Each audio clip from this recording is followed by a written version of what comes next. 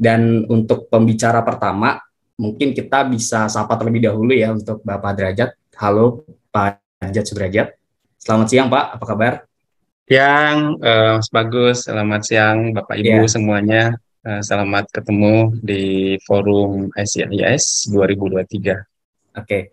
Terima kasih Pak Derajat. Mungkin sebelum dimulai, saya bacakan sekilas terlebih dahulu terkait background dari pemateri pertama kita ya Bapak Ibu.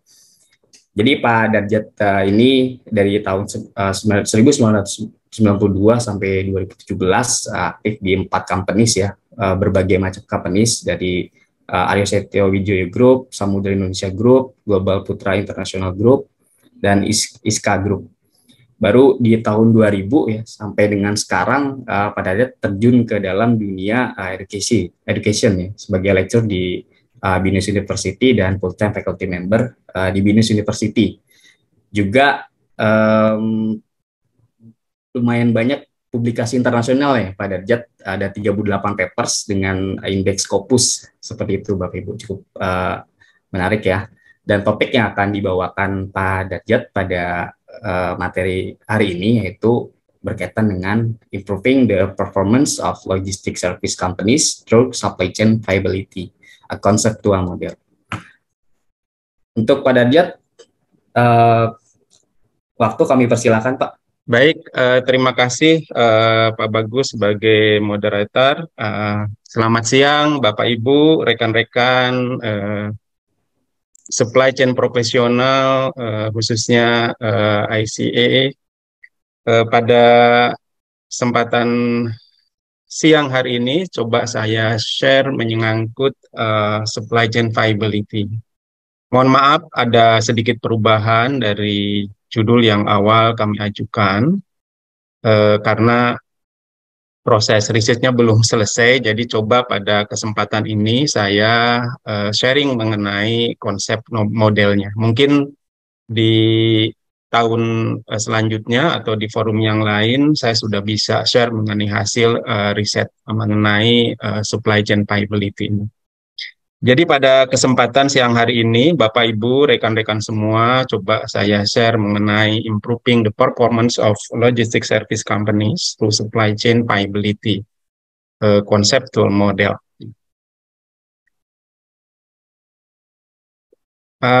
Ini sekilas mengenai CV saya, Bapak Ibu, seperti yang sudah disampaikan moderator tadi. Ya.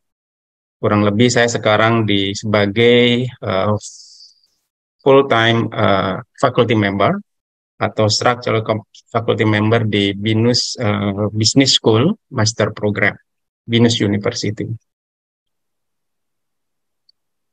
Pada kesempatan hari ini ada 4 agenda yang coba konten yang saya sampaikan. Pertama introduction, kemudian behind the issue, kemudian what we do, dan improvement proses atau konsepnya. Baik, sebagaimana kita pahami bersama Bapak Ibu, rekan-rekan semua, bahwa disruption karena COVID-19 kurang lebih 3-4 tahun terakhir ini berdampak hampir ke semua industri atau bisnis, ya.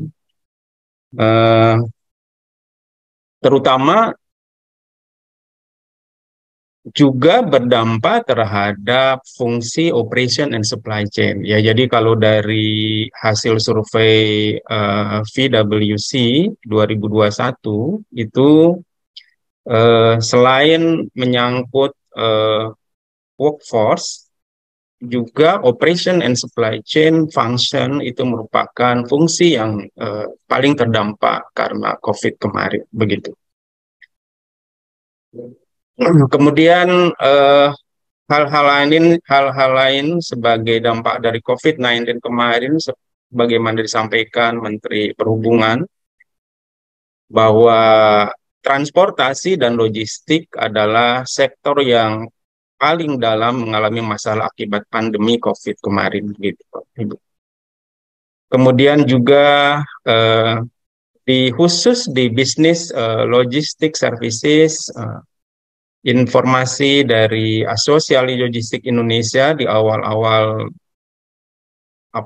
pandemi ini bahwa kegiatan logistik turun 50% akibat pandemi COVID-19, ya terutama untuk bisnis to bisnis ya. Walaupun mungkin untuk bisnis to consumer atau consumer to consumer itu kondisinya sebenarnya masih bertahan dan lebih baik begitu. Nah, kemudian belum lama ini juga Bapak Ibu dan rekan-rekan semua, WHO juga sudah memperingatkan kembali begitu. Jadi ada potensi pandemi kembali ya, yang mungkin bahkan lebih dahsyat dari COVID-19 begitu. Mudah-mudahan kita berharap ini tidak terjadi ya peringatan dari WHO ini. Tetapi artinya Bapak Ibu dan rekan-rekan semua bahwa supply chain kita ke depan itu tidak akan terlepas dari disruption ke disruption begitu ya. Jadi COVID-19 sebenarnya belum usai secara keseluruhan begitu, kemudian juga konflik Ukraina Rusia juga kelihatannya belum ada titik terang begitu, itu selesai dalam waktu dekat, bahkan kemarin lebih dahsyat lagi begitu ya. Nah, kemudian juga pandemi yang tadi diperkirakan oleh WHO begitu. Nah, sehingga beberapa ahli coba merumuskan bahwa konsep resilience yang coba menjadi kiat untuk menghadapi disruption kemarin secara ekstrimnya nggak cukup lagi begitu katanya ya. Jadi resilience ini yang lebih konsepnya itu back to normal secara tertutup itu mesti dikembangkan, diperluas ke konsep viability gitu. Jadi konsep viability yang diajukan beberapa pakar di supply chain terakhir ini adalah merupakan sebenarnya konsep perluasan dari resilience yang coba diajukan oleh para ahli supply chain di awal-awal disruption kemarin begitu. Ya. Nah, jadi sebenarnya konsep dari supply chain viability ini merupakan perluasan dari resilience, di mana konsepnya lebih terbuka begitu. Jadi tidak back to normal seperti kondisi awal, tetapi bagaimana kondisi itu menjadi suatu kondisi new normal yang mungkin berbeda dari normal sebelumnya begitu. Nah, hal yang perlu kita pahami juga Bapak Ibu, rekan-rekan semua, jadi dalam kondisi di mana supply chain kita sudah sangat porak-poranda begitu ya, terpuruk begitu, maka pertanyaannya itu tidak lagi menyangkut bagaimana kita bangkit kembali dan pulih begitu ya terhadap kondisi normal, tetapi lebih kepada bagaimana kita mampu beradaptasi dan bertahan, survive gitu dalam kondisi perubahan internal dan eksternal yang berubah secara radikal begitu. Ya. Nah, kemudian juga selaras dengan kondisi ini Bapak Ibu dan rekan-rekan semua, McKinsey coba mengajukan konsep di tahun 2022 bahwa objektif supply chain yang biasa kita define di proses supply chain yang di sini dikatakan sebagai traditional supply chain itu menyangkut services, quality, dan cost and capital itu perlu perkuat begitu. Perlu ditambahkan ketiga aspek menyangkut resilience, kemudian agility dan sustainability. Ya, jadi konsep yang diajukan oleh McKinsey ini sejalan dengan konsep supply chain viability yang terutama ini kalau dari sisi publikasi diajukan oleh Profesor Ivanov. Ya.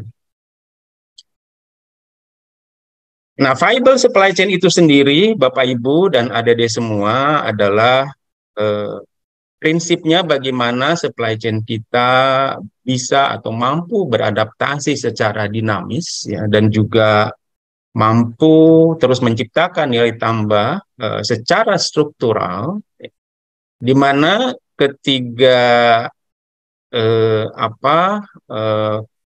komponen atau elemen yang mesti melekat di dalam viable supply chain ini pertama menyangkut agility, ya, kemudian resilience dan survive. Di sini sebagai konten dari sustainability, ya, sehingga supply chain kita itu bisa terus memenuhi perubahan-perubahan permintaan dari customer dalam jangka panjang begitu. Ya. Nah, kalau kita berbicara agile supply chain atau supply chain agility, itu secara konsep Bapak Ibu ada rekan-rekan semua itu bagaimana supply chain kita itu lebih responsif dan fleksibel begitu, ya. Di mana ketika menghadapi perubahan-perubahan ya tidak diharapkan di dalam lingkungan bisnis kita, supply chain kita bisa merespon dengan lebih cepat begitu, ya. Itu biasanya indikator atau dimensinya menyangkut kecepatan begitu, apakah kecepatan di dalam operation, kecepatan dalam menyesuaikan arah perubahan, ya, kemudian kemampuan dalam mengcustomize, ya, dari permintaan-permintaan customer yang berubah begitu, kemudian juga menyangkut integrasi dari supply chain-nya baik secara internal maupun antar stakeholder di dalam supply chain kita, dan keempat adalah fleksibilitasnya begitu. Nah, kemudian menyangkut supply chain resilience atau dalam konteks ini lebih kepada kemampuan atau kapabilitas bagaimana supply chain kita itu mampu bertahan, kemudian juga mengeksekusi dan melakukan penyesuaian serta recovery, ya, terhadap disruption yang menyerang atau yang melanda supply chain kita untuk mencapai kinerja yang memang kita harapkan. Jadi kalau kita berbicara supply chain resilience itu bagaimana kita mengembangkan kemampuan untuk tetap bertahan dalam kondisi perubahan atau disruption yang melanda bisnis kita begitu. Kemudian juga kemampuan untuk menghindar, avoidance. Jadi kalau misalnya kita bisa menghindar dari dari disruption itu, ya kita menyusun strategi untuk menghindar. Gitu.